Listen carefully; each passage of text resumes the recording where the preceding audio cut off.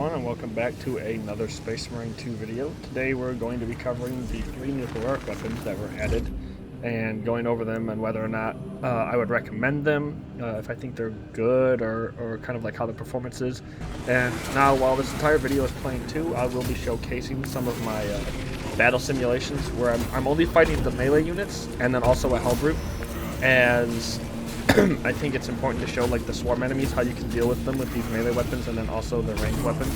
Because ranged enemies are just going to sit there and let you shoot them, so that one's a little bit easier to just shoot them and say, yep, look, the weapon works. But I think it's good to showcase how it does with aggressive enemies and how you can perform with enemies constantly attacking you as well.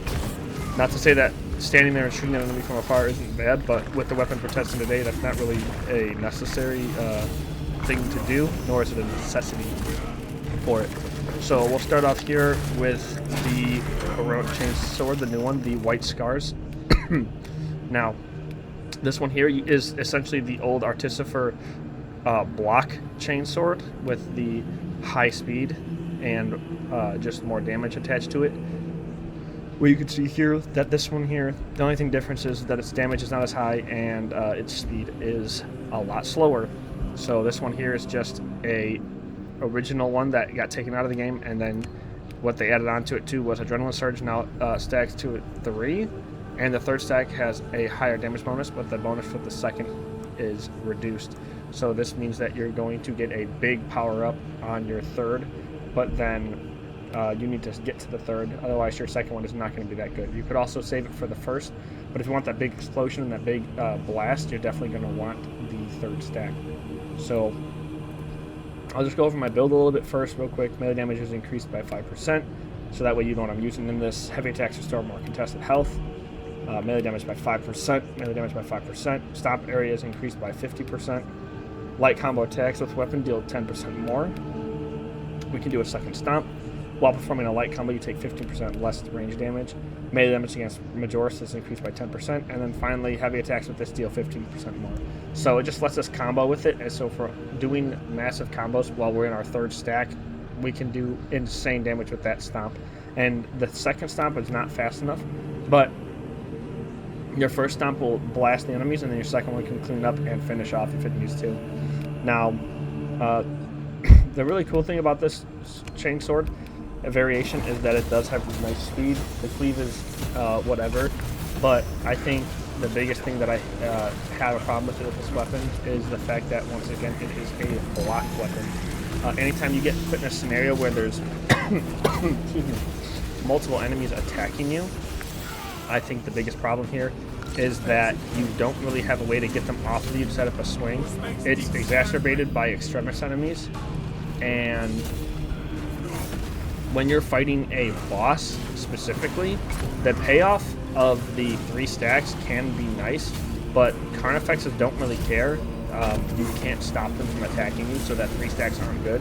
On the Hellbrutes, it is good and noticeable for sure, and that does have value because you can stagger the Hellbrutes. But again, if you're in a big swarm of enemies, they aren't going to care either. That AoE isn't enough to stop them. And then also too, like I said, if you start getting comboed, there's no way for you to get them off of you, where fencing and even balance have that ability, because you can do the parry actually instead of blocking, and it can set yourself up for like some room to move and get out of the way. So overall, this weapon can do some good damage, and it's not bad by any means. I think comparatively it's pretty nice. But I would say, honestly, I would still just stick with either the normal fencing one, or maybe go with a balanced Chainsword that's a little slower on the relic. It's good, it's fast, but again, blocking, I just think the way blocking works in this game, you can get frame trapped with blocking as opposed to parrying, and that can just lead to you taking unnecessary damage. And then also too, having to sit there and wait to get your 3 stacks with this weapon when you're fighting a boss. Now granted, you can just shoot the boss obviously while you're waiting, but at a certain point you're just not going to be shooting, so having to sit there not being able to melee, wait until you have your 3 stacks to get your payoff for it to be okay is not great. Maybe against Hellbrutes and like I said, other common enemies, it's not bad by any means, but I personally don't think the heroic Chainsword is enough to where I would say, oh yeah, this is definitely a one to put on. Now moving over to the plasma pistol. This is the Relic Battle-Worn Plasma Pistol, and its bonus effect is it only fires charge shots with increased damage, but the charge time is longer. Something it doesn't say as well with this is that every time it fires, it will overheat, so one shot means that you will overheat automatically. A little quick here, I'll let you just see my build here. I got more energy. After killing 7 enemies in rapid succession, it does not overheat. Now, if you're killing a big horde of enemies, this is actually really good, and we kind of build into a little bit here with this build, but the charge is really slow, so you maybe get 2 shots with it when it does this. But we get more energy reserve because you max out at 160 with this build with all your charges. The damage radius has been increased by 10%. Again, like I said, that's really good. Charge shot is 20% faster, which is very, very important. Extra energy again. The damage radius has been increased by another 10%. After perfectly timed dodge, you deal 25% more damage. And then finally, damage increases by 10%. So with this weapon here, if you have a group of enemies and fire it into them, it's really strong. And the tactical build that I'm showcasing here, what I have is the ability where on parry it off-spec scans because it's just a really strong ability. But then I also have that they take 120% more damage. So when you're seeing these plasma pistol gun strikes, it is just blasting them and weakening them all so much. But the charge shot is good by all means. It's just because of how long it takes, I just can't see it being super, super useful. Maybe there's a gimmick build out there where people are one-shotting things, but I was trying on the Carnifex with buffs going on it and then shooting it, and it wasn't doing a whole lot of damage to it. Even shooting in the face. Like, it's doing decent damage, of course, but having to shoot and sit there and wait is not great in my eyes when you can just melee it and combo it instead of having to sit there and shoot your gun. Now, obviously, when it's overheated, you can keep comboing it. The damage is decent, but I think the charge time on this is just so slow that I think you're better off just going with one of the other plasma pistols where you can charge fire, get some quick shots in, and then go back to fighting. Like I said before, it's not terrible, but it's just one of those things where I don't see how sacrificing your ability to charge the shots faster and get out more damage consistently is better than the big blast that takes forever, when a lot of the times if you're getting pushed and rushed, you're not going to have that chance. So you kind of just sit on this until you have an opportunity where you're not going to get stunned or knocked over. Feel free, again, this is not just with the Chainsword or this weapon or the Power X, because that's what we'll be covering next, but feel free if you have a build that you want to show something or showcase it or let me know in the comments if you found a setup for this one. But overall, I think it's just the charge time is just not worth it. And this game is all about fast, and move. And a weapon that forces you to be stuck in a very slow charging animation does not fit the play style of how this game goes. And then finally, we have Vanguard, and this is the Incarminax. And this ability is power backstep can still be performed with the next heavy attack, even if you move out of power stance. Now, what it doesn't specify is that if you throw out another attack that isn't your power backstep first, like if you do a running attack, it will cancel that. You will still get the damage boost, but it will cancel that. Now, at 2 stacks, though, this is an insanely powerful attack. So I'll go over my build real quick, and then I'll kind of talk about it again, just like the others. Melee damage increased by 5%. The last strike of a light combo deals 25% more. That's fine. We're just trying to build into something specific here. More melee damage. The first light attack within 5 seconds after a perfect parry or perfect block deals 25% more damage. Overhead strike damage of performing a power backstep is doubled. This is really good for what we're going next. While performing a light combo, you take 15% less range damage. That's fine. It's whatever. Power backstep deals 25% more damage. We definitely want that. Damage against Majoris is increased or higher. Light attack restores more contested health. Again, not really important. What we want here is this, the discharge. Overhead strike deals additional area damage around the target. So the overhead here with the first light attack, those both count as a light. So the overhead causes a big AoE. It's also buffed by 25% more damage. after a perfect block, and this power wave is just insane.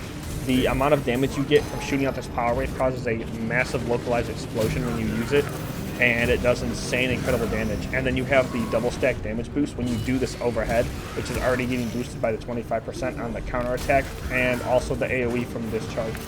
So honestly, I actually think this is really worth it. The heroic power axe is very strong. It is super powerful. It does a lot, and because you're with this weapon specifically, you're building around that power stance. A lot of the times, I would argue, the fact that you can block and it still gives you the power stance, you can reposition yourself, and you don't have to be stuck in that animation, and then you can fire it off when you have a good chance. It's actually really, really potent, and block doesn't really do anything to negate that. So I think there's just no downside actually to using the block variation of this. Cleaving is whatever. The speed is also whatever, because if you're parry blocking with this weapon, that's all that's going to really matter to you. So other than that, I'll kind of let the clips play out with more of me showcasing some of these weapons. And I hope you guys enjoyed, and I will see you in the next video. Thanks, as always, for watching and sticking with me. It's been a long time since I've uploaded, so I appreciate y'all for checking this out. Anyways, I'll see you next time. Bye!